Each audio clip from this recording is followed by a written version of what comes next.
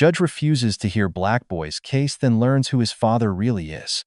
I have heard enough of these fabricated excuses. Judge Gideon Worthington's gavel cracked like a gunshot through the stifling courtroom.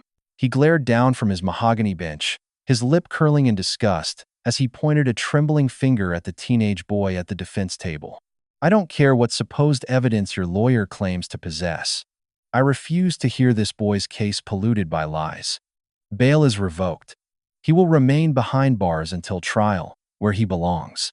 Sebastian stood tall, calmly meeting the judge's furious eyes. You're making a mistake, Your Honor.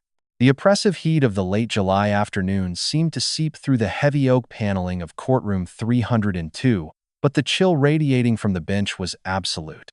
Judge Gideon Worthington adjusted his silk robes, his silver hair impeccably coiffed, his jaw set in a rigid line of aristocratic entitlement. He was a man who viewed his courtroom not as a hall of justice, but as a personal fiefdom. Today, he was particularly eager to clear his docket.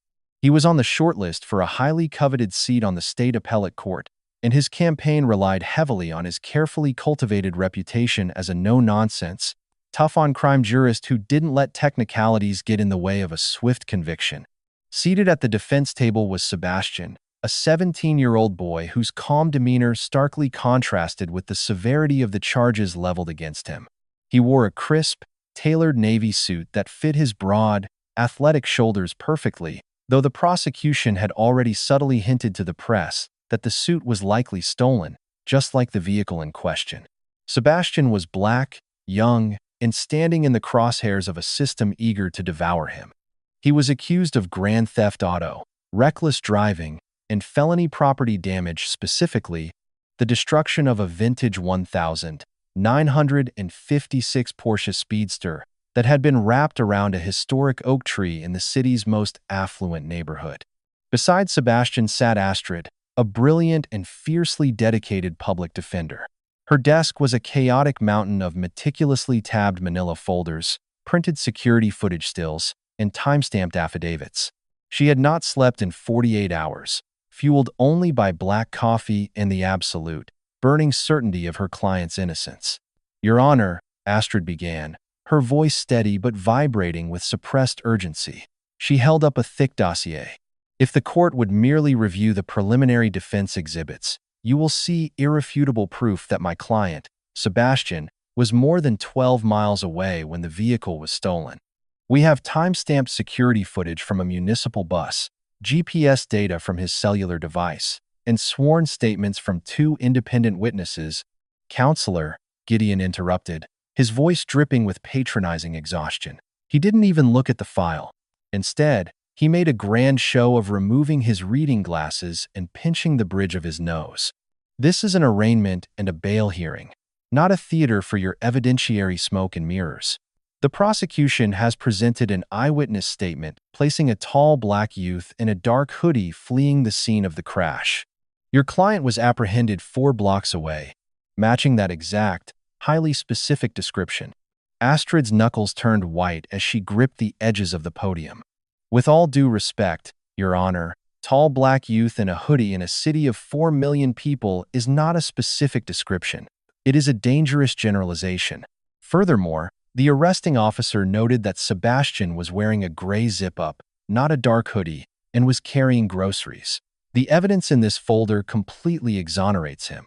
To deny bail based on such flimsy, I will not be lectured on the law in my own courtroom, young lady, Gideon barked, slamming his hand flat against the desk. The sudden noise made the court reporter jump. I see exactly what is happening here.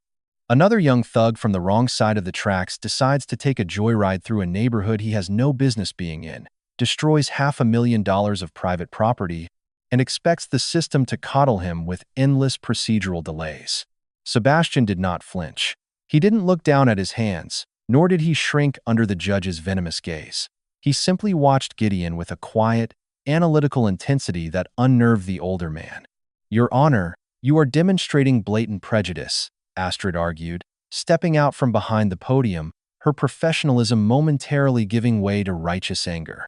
You are refusing to even look at an alibi that was gathered legally and submitted properly to the clerk. You cannot silence the defense simply because it contradicts the narrative you prefer. Watch your tone, counselor, or I will hold you in contempt, Gideon warned, his face flushing a deep, mottled red. He leaned forward, aiming his gavel at them like a weapon. I have heard enough of these fabricated excuses. I don't care what supposed evidence your lawyer claims to possess. I refuse to hear this boy's case polluted by lies. Bail is revoked. He will remain behind bars until trial, where he belongs.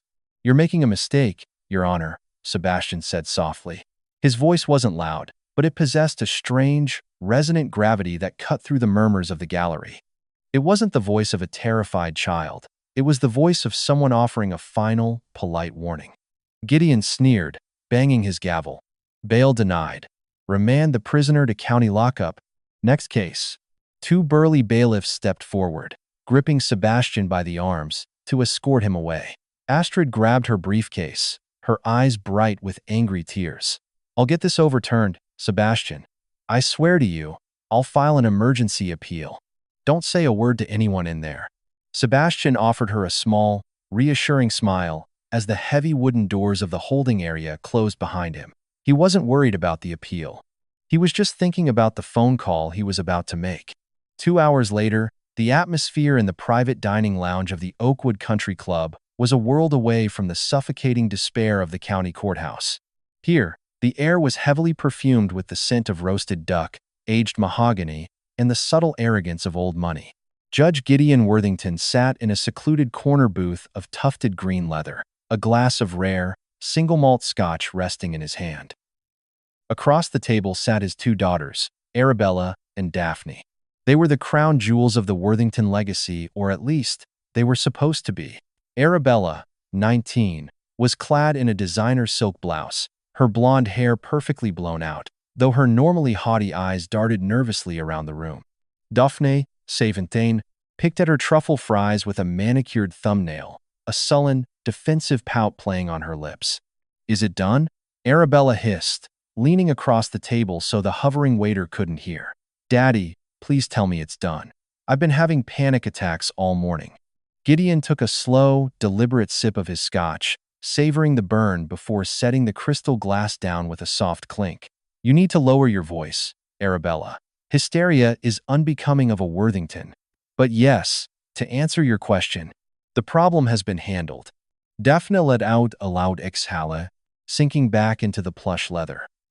Oh, thank God. I told you, Ara, Daddy wouldn't let us go down for this. It was just a stupid accident. A stupid accident that destroyed your Uncle Richard's prized vintage Porsche, Gideon corrected, his voice dropping to a dangerous, icy whisper. A stupid accident that occurred while you were both heavily intoxicated on vodka you stole from my liquor cabinet. A stupid accident that resulted in you fleeing the scene of a felony. Arabella's eyes filled with crocodile tears. We panicked. We hit that pothole, and the wheel just jerked out of my hands. When we hit the tree, I thought we were going to die. And then I saw the flashing lights of the security patrol. We couldn't be found there, Daddy. You're up for the appellate court. If the papers found out your daughters were drunk driving, I am well aware of the political ramifications, which is why I took the extraordinary risk of protecting you. Gideon snapped, though a flicker of self-satisfaction danced in his eyes. He enjoyed playing the savior. It reinforced his control over them. But you made it unnecessarily complicated by giving a statement to the police. Why on earth did you stop an officer 3 blocks away to claim you were carjacked? We needed a cover story. Daphne interjected defensively. We couldn't just say the car vanished. So we told them we were at a red light, and some scary guy dragged us out of the car and sped off. It was perfect. And the description you gave? Gideon pressed. Arabella waved her hand dismissively, her diamond tennis bracelet catching the dim chandelier light. We just described the first person we saw walking down the street. It was some black kid in a hoodie carrying a paper bag. We figured the cops would just round him up, realize he didn't have the car, and it would end up as an unsolved cold case. We didn't actually think they'd catch him so close to the wreck. Gideon shook his head, though not out of moral outrage at their blatant racism and perjury, but at their sloppiness. He leaned forward, steepling his fingers. Fortunately for you, The local precinct was eager to close a high-profile vandalism case in this zip code. They arrested the boy.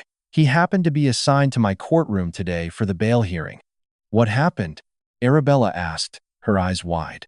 I remanded him to county lockup without bail, Gideon said smoothly, a cruel smirk touching his lips. His bleeding heart public defender tried to introduce some nonsense alibi, but I shut her down. By the time this goes to trial, the boy will likely take a plea deal just to get out of the county jail. Those people always do. They don't have the resources or the stamina to fight a protracted legal battle. He'll get a few years in juvenile detention, Uncle Richard gets his insurance payout, and my nomination remains unblemished. Daphne smiled, a cold, entitled expression that perfectly mirrored her father's. So, some random kid from the projects takes the fall. Honestly, Daddy, you did the city a favor. If he didn't do this, he probably would have done something else eventually anyway. Gideon chuckled, raising his glass. Exactly. We maintain order, my dears. The system works precisely as it was designed to. Now, wipe those worried looks off your faces. We have a charity gala to attend tomorrow night, and I expect you both to look radiant. As the three of them clinked their glasses in a toast to their own corruption, none of them possessed the foresight to realize that the boy they had just casually thrown to the wolves was not some nameless, defenseless victim. They had not just manipulated the system, they had kicked a sleeping dragon, and the dragon was already awake. The air in the county precinct's holding area smelled of bleach, stale sweat, and quiet despair. Sebastian sat on the edge of the rigid metal cot, his hands resting easily on his knees. He didn't look like a prisoner. He looked like a young king temporarily inconvenienced by a minor delay. Pacing the narrow corridor outside his cell was Astrid. She was practically vibrating with nervous energy, muttering legal precedents under her breath as she tapped furiously on her tablet. Okay, I've got the draft for the writ of habeas corpus nearly done, Astrid said, stopping to look at him through the reinforced glass. I'm going to file it first thing in the morning with the presiding administrative judge. Worthington overstepped massively. It's a gross violation of your constitutional rights. We just need to hold on, Sebastian. I know this is terrifying, but I won't let you rot in here. I'm not terrified, Astrid, Sebastian replied, his voice a soothing baritone. And I appreciate your dedication. Truly, I do. You're an excellent lawyer, but I don't think you'll need to file that writ tomorrow. Astrid frowned, pausing her typing. What do you mean? Sebastian, don't give up. The system is broken, yes, but we can fight it. I haven't given up, Sebastian said, glancing at the heavy steel door at the end of the corridor. I made my phone call an hour ago. My family is coming. Astrid sighed softly, her heart aching for the boy. She assumed his family was likely a hardworking, struggling single mother, or perhaps a frustrated social worker who would be just as powerless against Judge Worthington's tyranny as she was. Sebastian, even if your family posts a bond which the judge illegally denied anyway, they can't just walk you out of here without a superior court order. It's a bureaucratic nightmare. My father, Sebastian said with a faint, almost imperceptible smile, is very good at clearing bureaucratic nightmares. Before Astrid could ask what he meant, the heavy steel door at the end of the hall didn't just open.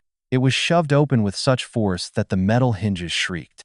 The precinct captain, a normally gruff and unshakable man named Miller, came stumbling backward into the corridor, his face pale, sweating profusely, and stammering apologies to the figures advancing on him. Sir, please, you can't be back here without clearance. Captain Miller stammered, holding his hands up defensively. This is a restricted holding area. Clearance? A voice boomed. It was a voice that commanded boardrooms, shattered markets, and toppled political careers. It was deep, textured like crushed gravel and polished steel. I own the building this precinct sits on, Captain. I fund the pension program your officers rely on. You will open that cell right now, or I will make sure the only thing you command for the rest of your life is a deep fryer at a fast food restaurant. Astrid stepped back, her jaw dropping as a wall of men in immaculate, dark-tailored suits flooded the corridor. They moved with military precision, flanking the two central figures who stepped into the harsh fluorescent light. The man was a towering figure, well over 6 feet tall, broad-shouldered, with silver dusting his dark hair. He wore a bespoke charcoal suit that likely cost more than Astrid's annual salary. His face was chiseled from granite, his dark eyes blazing with an unholy, terrifying fury. This was Marcus Kennedy. He wasn't just a billionaire, he was the CEO of Vanguard Global, a tech and logistics empire that controlled half the state's economy. He was a kingmaker. Beside him stood Serena, a woman of breathtaking, lethal elegance. She wore a tailored white trench coat over a designer dress, her sharp, intelligent eyes sweeping the grim corridor before locking onto the cell. "Mom, Dad," Sebastian said, standing up and stepping to the bars. Astrid's tablet slipped from her hands, clattering loudly against the concrete floor. "Dad?" she whispered, staring at Marcus Kennedy, then back at Sebastian. You're Marcus Kennedy's son? But your file says your last name is Vance." "Vance is my mother's maiden name," Sebastian explained gently to his stunned lawyer. "I wanted to attend a public magnet school without the press following me, without people treating me differently. Only the headmaster knew." Serena stepped up to the bars, her perfectly manicured hands reaching through to cup her son's face. The fierce, icy composure she had brought into the room melted instantly into a mother's agonizing relief. "Are you hurt, my sweet boy? Did they touch you?" "I'm fine, Mom. Just tired," Sebastian murmured, leaning into her touch. Marcus Kennedy stepped up to the glass, his jaw clenching so hard it looked like it might shatter.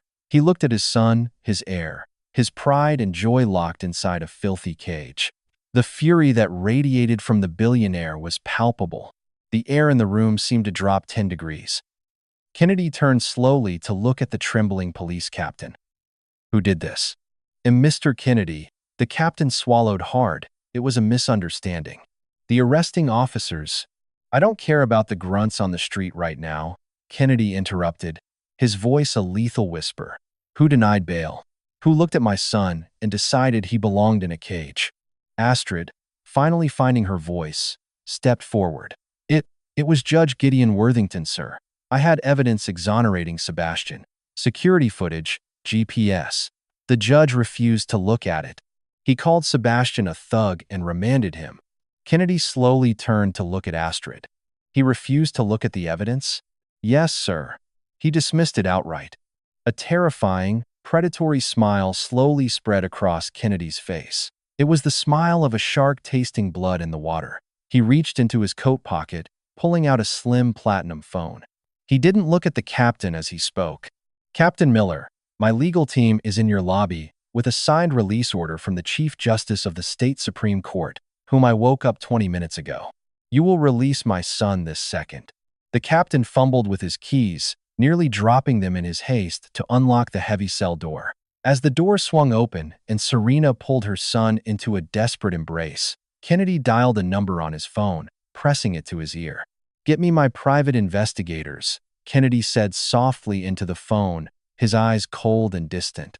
"I want every financial record, every phone call, every dirty little secret belonging to a Judge Gideon Worthington.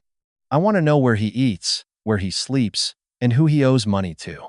By tomorrow morning, I don't just want him removed from the bench, I want him ruined."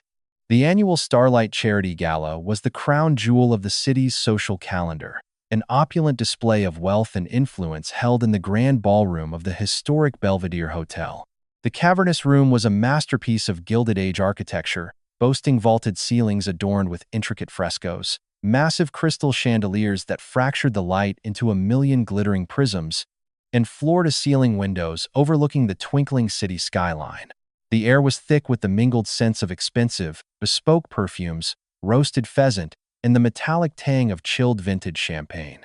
A classical string quartet played Mozart in the corner, their delicate notes barely floating above the din of clinking crystal and the self-important chatter of the city's elite. Judge Gideon Worthington was in his absolute element. He glided across the polished marble floor, his tuxedo perfectly tailored to hide his softening waistline, a masterclass in aristocratic grace. He shook hands with senators, clinked glasses with real estate tycoons, and traded subtle nods with the very appellate judges whose ranks he desperately aimed to join. To everyone he spoke with, Gideon projected an aura of unassailable integrity and quiet strength, the very picture of a man destined for higher office. Standing near an extravagant ice sculpture of a swan, Arabella and Daphne held court among their wealthy peers.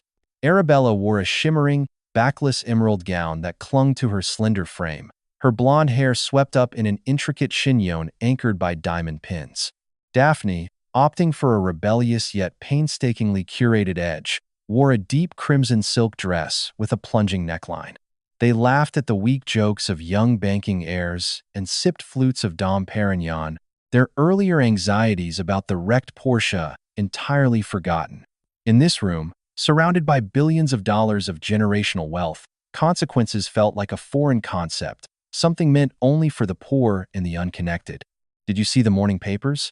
Arabella whispered to Daphne, leaning in so the gossiping heiresses around them wouldn't hear. The precinct released a statement. That boy was officially charged with grand theft auto and reckless endangerment. No bail. Daphne took a delicate sip of her champagne, her lips curling into a smug, satisfied smirk. "Told you Daddy would handle it." "Honestly, Ara, you worry too much. By this time next month, that kid will be sitting in a juvenile facility, and Daddy will be fitted for his new appellate robes. It's the natural order of things." But the natural order of the room was about to be violently disrupted. A sudden, palpable hush fell over the grand ballroom, starting near the massive mahogany entrance doors and rolling across the crowd like a freezing wave. The string quartet faltered, the cellist missing a beat as heads turned. Even Gideon, mid-anecdote, with the mayor, paused, his brow furrowing as he noticed the sudden silence. Standing at the top of the grand staircase was Marcus Kennedy. He was a phantom in these circles. Despite possessing a net worth that dwarfed the combined wealth of everyone in the room, the CEO of Vanguard Global despised these sycophantic gatherings. He did not schmooze, he did not beg for political favors, and he certainly did not attend local charity galas. Yet, here he was. Kennedy wore a midnight blue tuxedo that looked sharper than a scalpel, his silver-dusted hair catching the chandelier light.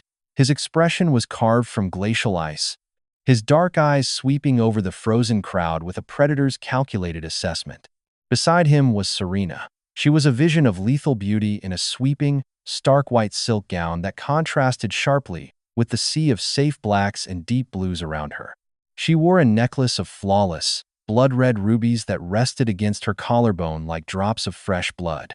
There was no polite smile on her face. She looked like a queen surveying a conquered, pathetic province. Gideon's heart executed a strange, painful flutter in his chest, a primal instinct warning him of extreme danger. He swallowed hard, quickly adjusting his cuffs and plastering on his most charming, obsequious smile. As the Kennedys descended the stairs, the crowd physically parted for them, stepping back as if afraid to breathe the same air. "Marcus, Serena," the mayor stammered, abandoning Gideon to rush forward. "What an absolute honor. We had no idea Vanguard Global would be represented tonight. We decided to make a spontaneous appearance, Mayor," Kennedy said, his gravelly voice carrying effortlessly through the quiet room. "I've taken a sudden, deep interest in the local institutions of this city." Kennedy's eyes bypassed the mayor entirely. His gaze locked onto Gideon Worthington. The intensity of that stare made Gideon feel as though he had been plunged into freezing water. With slow, deliberate steps, Kennedy and Serena moved through the parted crowd, stopping directly in front of the judge. Gideon extended a hand, forcing a hearty chuckle. "Mr. Kennedy, Gideon Worthington, it's a genuine pleasure to finally cross paths. I've followed Vanguard's expansion with great admiration." Kennedy did not look at the extended hand. He simply stared at Gideon until the judge, his face flushing a humiliated crimson, slowly lowered his arm. "Judge Worthington," Kennedy said softly. The volume was low, but the menace was deafening. "I am intimately familiar with your work, particularly your recent judicial decisions. I pride myself on maintaining law and order, Mr. Kennedy," Gideon stammered, the champagne suddenly turning sour in his stomach. "It's a demanding job, but someone must protect the integrity of our streets." "Integrity," Serena repeated, her voice a silken razor blade. She took a step closer to Gideon, her gaze flickering to Arabella and Daphne, who were watching the exchange with wide, terrified eyes from across the room. Such a fascinating word, Judge. Integrity implies a structural soundness. It implies that there are no hidden cracks, no rot beneath the floorboards. But in my experience, when you apply enough pressure, you find that most men are built on very fragile, very corrupt foundations. Gideon's collar felt suddenly, suffocatingly tight. I'm not entirely sure I follow your meaning, Mrs. Kennedy. Kennedy leaned in, closing the distance between them until he was mere inches from Gideon's face. The smell of the billionaire's cologne was crisp, expensive, and completely devoid of warmth. Let me be plain, Gideon. I have spent the last 24 hours looking very closely at your foundation. Every brick, every hidden ledger, every whispered favor. And what I found was truly spectacular. Gideon tried to laugh, but it came out as a breathless choke. Mr. Kennedy, if there is a political matter you wish to discuss, my chambers are always open. I don't play politics, Judge. Kennedy interrupted, his eyes black and fathomless. I play for blood. Enjoy your champagne tonight. Savor the taste of it. Savor the music, the lights, the admiration of these sycophants, because it is the very last night of your life as you know it. Before Gideon could muster a single word of defense, Kennedy turned away. He extended his arm to Serena, and without acknowledging another soul in the ballroom, the two of them walked out, leaving a suffocating vacuum of terror in their wake. Gideon stood frozen, his hands trembling so violently that champagne spilled over the rim of his crystal glass, staining his pristine white cuffs. He looked across the room and locked eyes with his daughters. Arabella's face was the color of chalk. The dragon was awake, and it had memorized their scent. The penthouse war room at Vanguard Global Headquarters was a temple of modern technological warfare. The expansive circular room was dominated by a massive, curved glass table and wraparound 8K digital monitors that illuminated the space with a cold, blue glow. Outside the floor-to-ceiling windows, the city slept, unaware of the devastating legal and financial strike being orchestrated miles above its streets. Astrid sat at the edge of the glass table, her eyes wide, a cup of untouched coffee growing cold in her hands. She felt as though she had been strapped into a rocket ship. For the past 2 years as a public defender, she had fought tooth and nail for every scrap of security footage, begging overburdened clerks for files, and drowning in bureaucratic red tape. Here, inside Marcus Kennedy's private sanctuary, information flowed like a torrential river. Standing at the head of the table was Victor Stone, Vanguard's chief of corporate intelligence and a former high-ranking operative for the Department of Defense. He was a terrifyingly calm man with a scarred jawline and a bespoke suit, currently orchestrating a team of 12 elite cyber investigators and forensic accountants working furiously at their terminals. Let's review the timeline, Stone said, his voice clipped and efficient. He tapped a tablet, and the massive main screen shifted to display a high-resolution map of the affluent Oakwood neighborhood, overlaid with digital markers. At 11:42 p.m. on the night in question, Stone continued, a 1,956 Porsche Speedster, registered to Richard Worthington, the judge's brother, impacted an oak tree on Elmhurst Drive. We have acquired the dashcam footage from a private security patrol vehicle that arrived on the scene exactly 3 minutes later. The screen flashed, playing a grainy but stabilized video. It clearly showed the wrecked Porsche. The driver's side door was flung open. Scrambling out of the vehicle, stumbling in high heels and designer dresses, were Arabella and Daphne Worthington. Astrid gasped, pressing a hand to her mouth. That's them, the judge's daughters. It gets better, Stone said without a trace of a smile. We subpoenaed the cell tower data for both girls' mobile devices.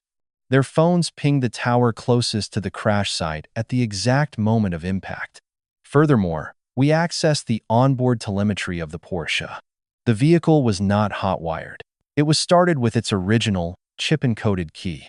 A key that, according to Uncle Richard's sworn insurance claim, was locked in a safe inside Judge Worthington's study.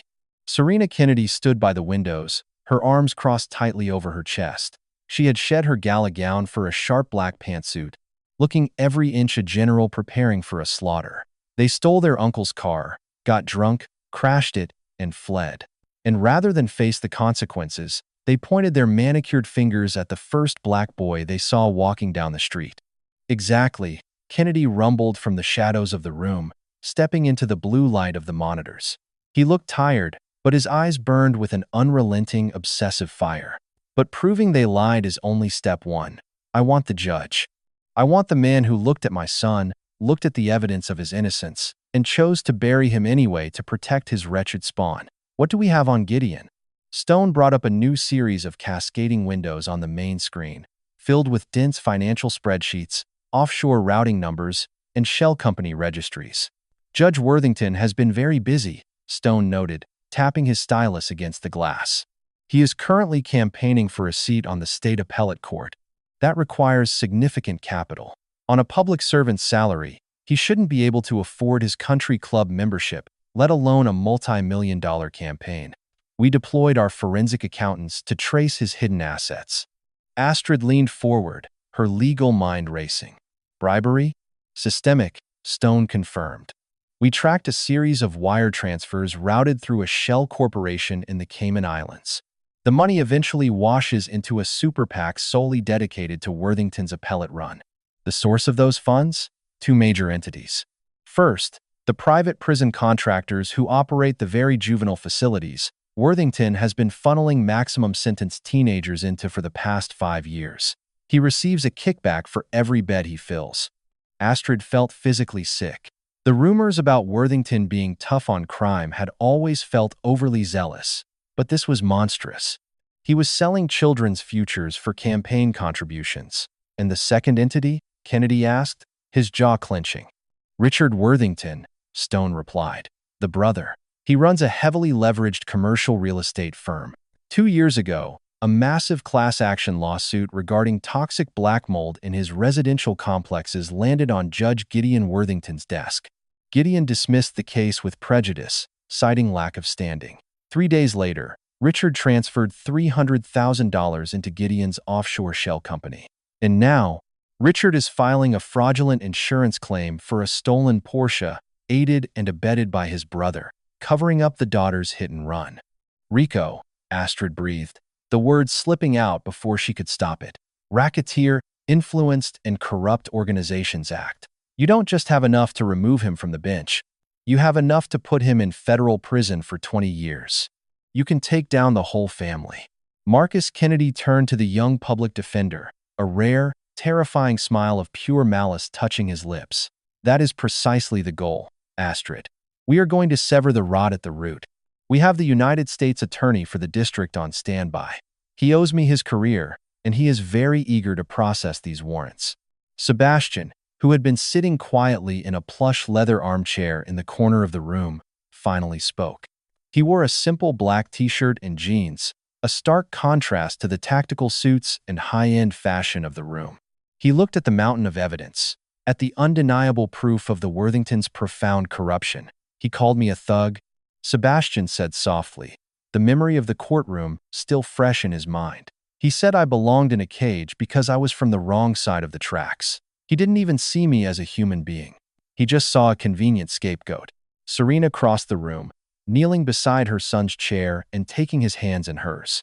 He is going to learn exactly who you are, my love. And he is going to learn that actions have consequences. Kennedy looked back at the monitors, his voice dropping an octave. Stone, prepare the legal strike team. Astrid, you will take the lead in court tomorrow. We are not just going to beat him. We are going to drop the sky on his head. Courtroom 302 was packed. The air conditioning was working perfectly today, but Judge Gideon Worthington was sweating profusely beneath his heavy black robes. He had hardly slept a wink since the gala. Marcus Kennedy's chilling words echoed relentlessly in his mind, gnawing at his fraying nerves. But as he looked out over his courtroom, Gideon desperately tried to reassure himself. He was the judge here. He was the absolute authority. Kennedy was a billionaire, yes, but even billionaires couldn't simply snap their fingers and upend the judicial system.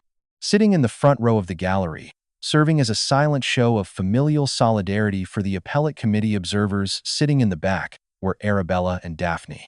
They looked pale and exhausted, their designer clothes doing little to hide their deep, dark circles. Next case, Gideon croaked, clearing his throat and attempting to project his usual booming authority. Docket number 44B, the state versus Sebastian Vance. The heavy oak doors at the back of the courtroom swung open. Astrid strode down the center aisle. But she was no longer the frazzled, overworked public defender carrying a mountain of chaotic folders. She wore a razor-sharp charcoal suit, her hair pulled back tightly, carrying nothing but a single, sleek leather portfolio. And she was not alone. Flanking her were 4 men and 2 women in bespoke suits, carrying briefcases of polished steel. They moved with the synchronized, lethal grace of an apex predator pack. These were not public defenders. These were the senior litigation partners from Vanguard Global's legendary legal division lawyers who routinely dismantled multinational corporations and intimidated foreign governments. Gideon's breath hitched in his throat. His knuckles turned bone-white as he gripped his gavel. "Counselor," he managed to say, his voice wavering slightly, "I see you have brought assistance. As I stated yesterday, bail was denied. This is merely a scheduling hearing for the trial." "We are not here to schedule a trial, Your Honor," Astrid said, her voice ringing out clear, steady, and amplified by the absolute certainty of her position. She stepped up to the podium, her eyes locking onto Gideon's panicked gaze. "We are here to file a motion for immediate dismissal of all charges against my client, with extreme prejudice. Furthermore, we are here to present new evidentiary findings that radically alter the nature of this entire proceeding. I will not have my courtroom turned into a circus."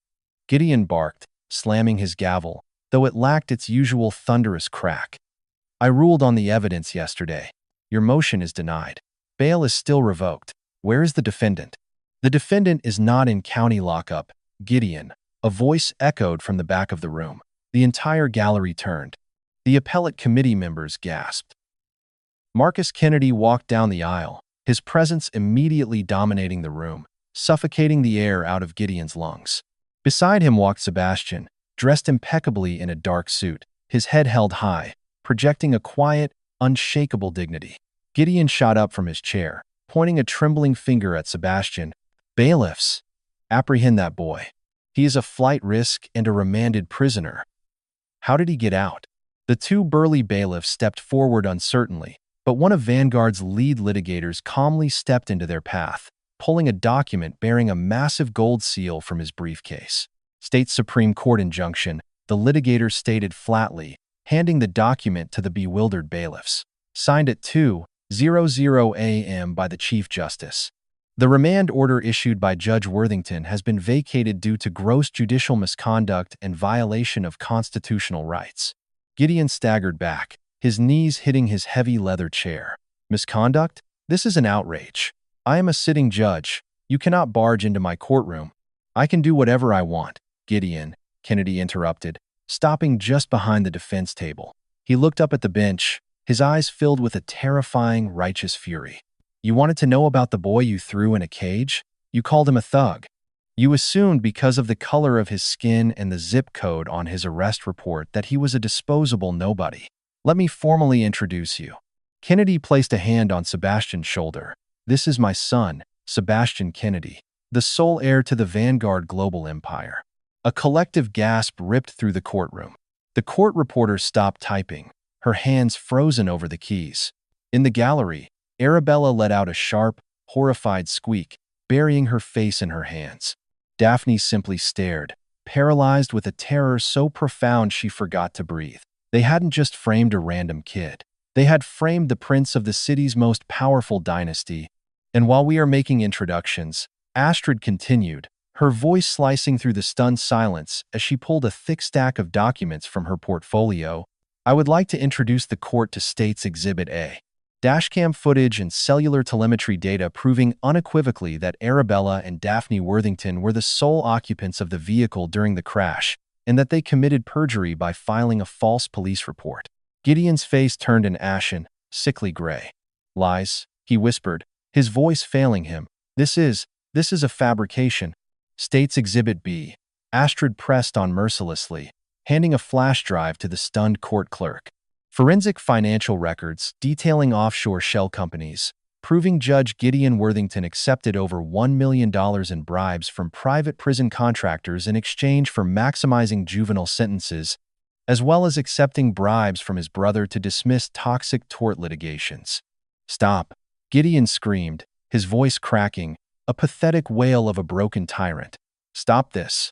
I am the law in this room." "Not anymore," Kennedy said softly. At that exact moment, the heavy oak doors at the back of the courtroom burst open again. A dozen men and women wearing tactical windbreakers with State Investigative Bureau and FBI emblazoned in bright yellow letters poured into the room.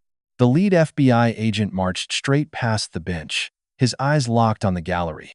"Arabella Worthington, Daphne Worthington," the agent barked over the escalating chaos. "You are under arrest for felony hit and run, filing a false police report, and conspiracy to commit perjury." "Daddy!"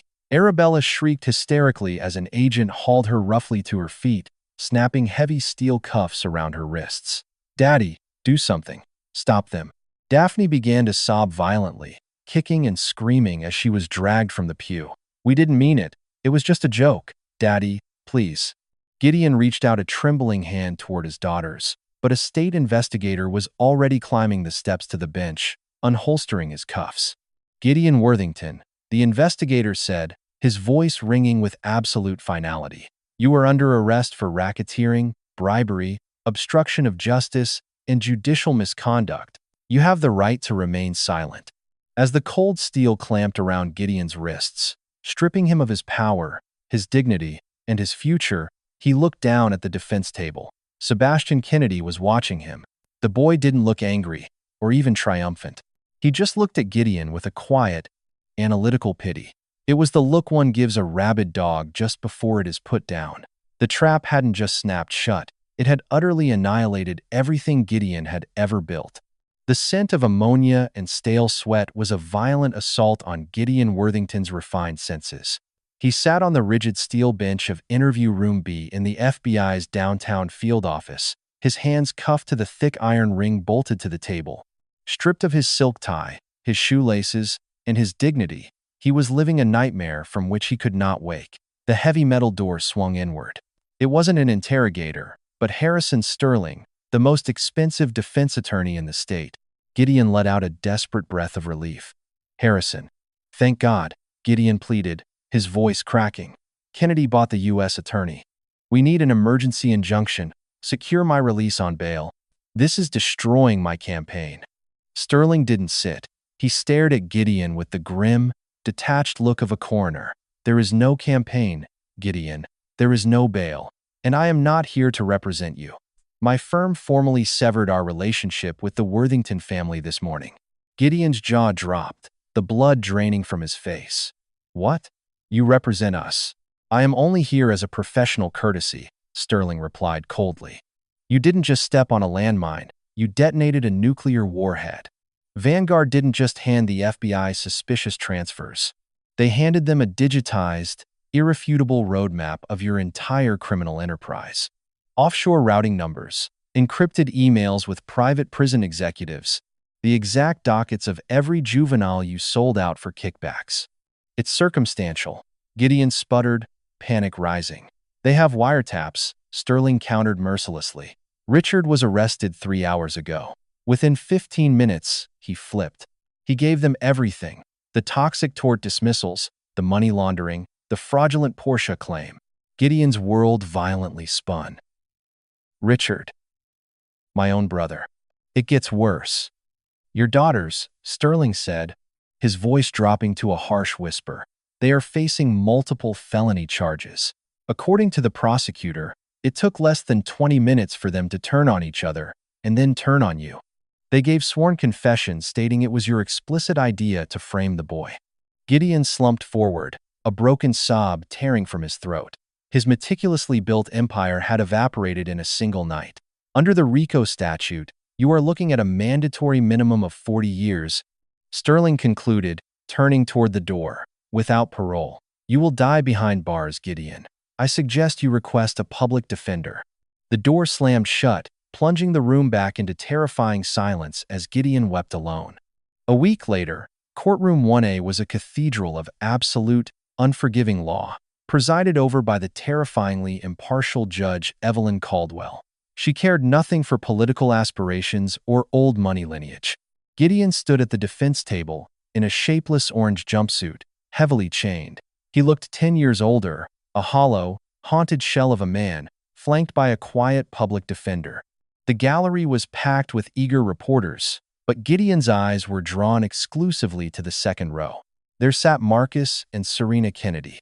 Between them was Sebastian, dressed impeccably, his expression unreadable as he watched the man who had tried to destroy him. Beside the Kennedys sat Astrid, no longer a frazzled public defender, but a sharp, vindicated force bearing witness to the monster's fall. Case number 2, 4CR 8802. The clerk announced. Charges include racketeering, wire fraud, conspiracy to commit perjury, and multiple civil rights violations. Judge Caldwell's stern gaze settled on Gideon like a physical weight. Mr. Worthington, you are accused of utilizing the sacred trust of your office to operate a criminal syndicate and orchestrating a malicious conspiracy to frame an innocent teenager. How do you plead? Not guilty, Your Honor. Gideon's public defender murmured weakly. The federal prosecutor immediately stepped up. Your Honor, the government vehemently opposes bail. The defendant has demonstrated a staggering willingness to abuse the system to destroy lives. He is an extreme flight risk and a profound danger. We request remand to federal custody. Gideon panicked, hissing at his lawyer. Do something. Ask for house arrest. His defender reluctantly asked for a reasonable bond, citing Gideon's frozen assets and deep community roots. Judge Caldwell leaned forward, her voice a chilling instrument of doom. Mr. Worthington, I have reviewed the transcripts of your court proceedings. I read the exact words you used when denying bail to countless teenagers accused of nonviolent offenses. You called them thugs. You stated they belonged in a cage. You systematically denied them innocence to line your own pockets. Gideon trembled, his knees threatening to buckle. Your Honor, please. You looked at an innocent boy, Caldwell continued, her eyes flickering towards Sebastian, who presented irrefutable evidence of his innocence, and you threw him to the wolves to protect your family. You are a toxic rot within the legal profession. Bail is categorically denied. You are remanded to the custody of the United States Marshals. The gavel cracked the exact sound Gideon had weaponized countless times, now ringing exclusively for him. As the Marshals dragged him away, Gideon locked eyes with Sebastian one final time. The boy didn't smile or gloat. He simply offered a slow, deliberate nod. The scales of justice had violently rebalanced. 6 months later, the relentless, grinding wheels of the justice system had finished their grim work. The trial of the Worthington family had been brief, brutal, and entirely one-sided. Facing an insurmountable mountain of digital evidence, wiretaps, and the damning testimonies of his own brother and daughters, Gideon Worthington had ultimately been forced into a humiliating plea deal just to spare himself a nationally televised trial. He was sentenced to 45 years in federal prison. Arabella and Daphne, their privilege entirely stripped away, were both sentenced to 5 years in a minimum security federal women's facility, their glamorous lives permanently reduced to beige uniforms and cafeteria duty. The autumn wind howled around the towering, razor-wire-topped walls of Blackgate Federal Penitentiary. It was a bleak, monolithic fortress of concrete and steel, isolated in the freezing northern plains of the state. It was also, in a twist of cruel, magnificent irony, a facility owned and operated by the exact same private prison conglomerate that Gideon had accepted immense bribes from for years. Gideon sat alone in a cramped, freezing cell in the protective custody wing. He was 72 hours into a 45-year sentence. He was known among the general population not just as a former judge, but as the corrupt judge who had sold out children. The warden had placed him in segregation to prevent him from being immediately murdered, but the isolation was its own kind of psychological torture. There was no mahogany bench. There was no fine scotch. There was only a thin mattress, a stainless steel toilet, and the endless, maddening echo of slamming iron doors. He spent his days staring at the cinder-block wall, shivering in his thin uniform, entirely consumed by the absolute, inescapable reality that he would die in this cage. The corrupt system he had worshipped, The system he had manipulated to crush the weak had finally turned its ravenous jaws upon him, swallowing him whole.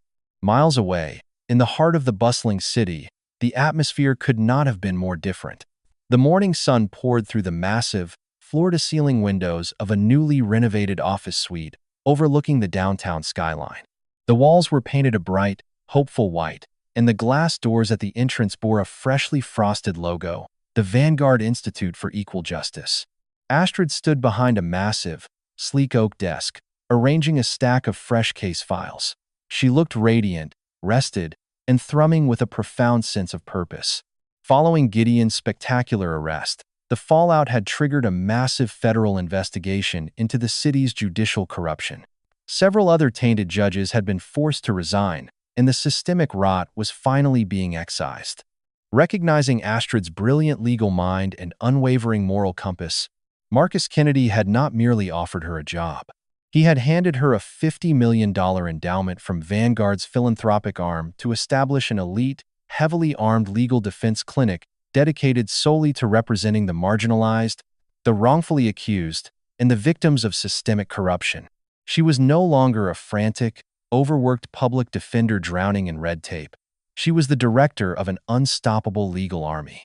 The glass door to her office swung open, and Sebastian walked in. He was dressed casually in a dark sweater and jeans, carrying 2 steaming cups of artisan coffee. He looked relaxed, the heavy burden of the false accusations completely lifted from his broad shoulders. He had returned to his senior year of high school, shedding the alias of Vance but maintaining his quiet, grounded demeanor. The world now knew he was the heir to the Vanguard Empire, but he carried the title with a newfound sense of immense responsibility, shaped profoundly by his brief, terrifying brush with the dark side of the justice system. Morning Director, Sebastian smiled, setting a coffee cup on her desk. I saw the news segment this morning. Your team just got that wrongful conviction overturned in the 3rd District. The press is calling you the guardian angel of the courts. Astrid laughed, taking a sip of the hot coffee. I prefer to think of myself as the corrupt system's worst nightmare. But thank you, Sebastian, truly. If you hadn't stood your ground in that courtroom, if your family hadn't stepped in, none of this would exist. Gideon Worthington would still be sitting on a bench, destroying innocent lives with the strike of a gavel.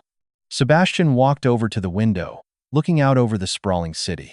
The bright sunlight caught the silver dusting in his hair, a distinct trait he inherited from his father.